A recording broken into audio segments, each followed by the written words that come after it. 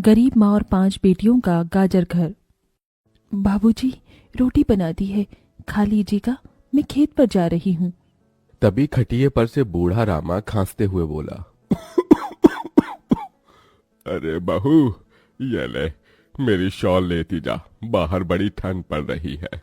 नहीं बाबूजी, इसकी जरूरत आपको ज्यादा है, क्योंकि घर में ओढ़ने को एक भी कंबल नहीं। माँ, आज हम तीनों भी आपके साथ चलेंगे खेत पर। पर बच्चों, तुम्हारे पास स्वेटर भी नहीं, सर्दी लग जाएगी। माँ, जल्दी तो आपको, गुलिया दीदी और तानी दीदी को भी लगेगी। अगर हम जब एक साथ मिलकर खेत पर काम करेंगे तो ज्यादा पैसे आएंगे और फिर हम कंबल खरीद लेंगे। मेरा राजा बेटा कितना समझदार हो गया है, माँ के दुख को समझने लगा है। सरिता अपने बच्चों के साथ खेत पर आती है, जो कि जंगल के पास पड़ता था। बच्चों, हमें आज के आज खेत जोतकर गाजर की फसल बोनी है। सरिता की चारों बिटिया और राजा भी कड़ी मेहनत से बंजर खेत को जोतते हैं और फिर सब मिलकर खेती करते हैं। भूख लगी है, ये ले दारू, 2 घूंट मार ले। अरे खाली दारू, इसके साथ कुछ चखना मिल जाता तो मजा आ जाता। अरे देख बिरजू, तेरी लुगाई आ गई। बिरजू को घर में जुआ खेलते देखकर सरिता बौखला कर बोली, अजी, तुमको शर्म नहीं आती? घर में जुआ खेलते और दारूबाजी करते। तो फिर बोली, अरे जानती नहीं, पति परमेश्वर होता है और पत्नी की जगह पति के पैरों में होती है। चल जल्दी से मेरे लिए अंडा ऑमलेट बना और गरम रोटी भी। तुम्हें अब मुफ्त का खिलाने को राशन नहीं मेरे पास। 6 बच्चे हो गए हैं, जानती भी हो इन सब का पेट कितनी मुश्किल से पाल रही हूँ मैं। तुम्हें तो जिम्मेदारी से मतलब ही नहीं। घर में बूढ़ा बीमार पिता है, तुम तो कमाने गए थे ना, फिर क्या हुआ? आते ही पैसे मांगने लगी। पति ने खाया पिया कि नहीं, ये तेरा बाप पूछेगा। नशे में तो बिरजू सरिता से अकड़ते हुए अपनी चमड़े की चप्पल निकालकर उसे बहुत पीटता है। ये ले, और लड़ाएगी जुबान?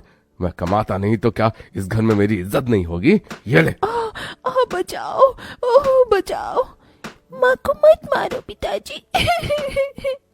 तभी लड़खड़ाते हुए बिछौने से उठकर बूढ़ा रामा कहता है, अरे निकम्मे, छोड़ दे बहू को, निकल जा इस घर से तू, और फिर कभी शक्ल मत दिखाना।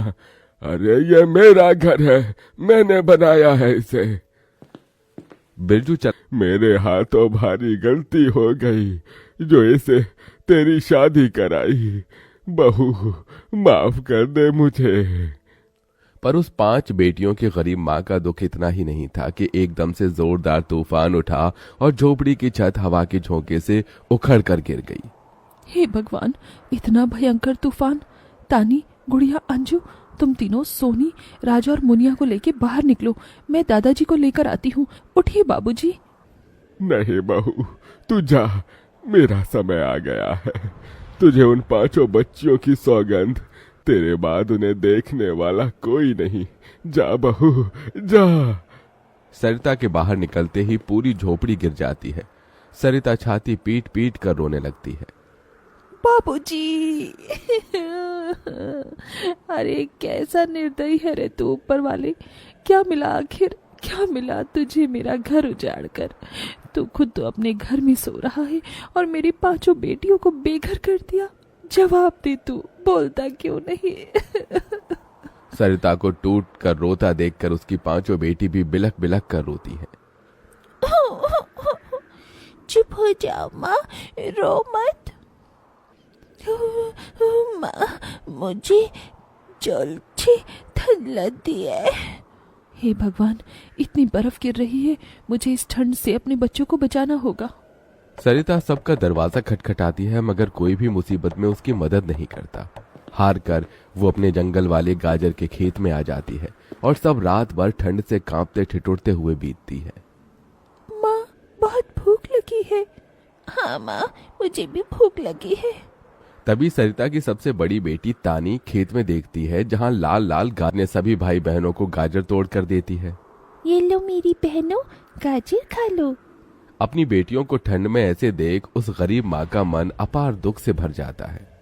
अपनी इस गरीब लाचार माँ को माफ कर देना बच्चों, तुम्हें ये ठंड भोगना पड़ रहा है। तभी एकदम से दिन का माहौल रात सा हो जाता है और तेजी से बर्फ गिरने लगती है। बाप रे बाप, एकदम से इतनी ठंड, ऐसे तो बिना घर के हम बच नहीं पाएंगे। तभी सरिता अपना आंचल उन पर उड़ाती है, मगर बच्चे थरथरा उठते हैं कि एकदम से गुड़िया कहती है, माँ, तानी दीदी, हम अपना घर बना सकते हैं। मगर कैसे बिटिया, हमारे पास पैसे भी तो नहीं। माँ देखो, हमारे खेत में कितने सारे गाजर उगे हैं, हम इसी से अपना घर तैयार करेंगे, पर हम सबको साथ मिलकर मदद करनी होगी।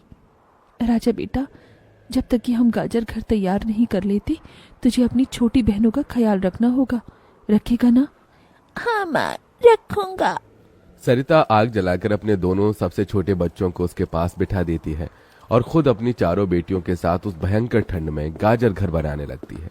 अंजू, सोनी, गुड़िया, तुम दोनों मुझे और तानी दीदी को गाजर तोड़ तोड़ कर दो, हम घर बनाते हैं। ठीक है माँ। गरीब माँ बेटियां मिलकर गाजर घर बनाती हैं, मगर घर एकदम से ढह जाता है, जिससे सरिता दुखी हो जाती है।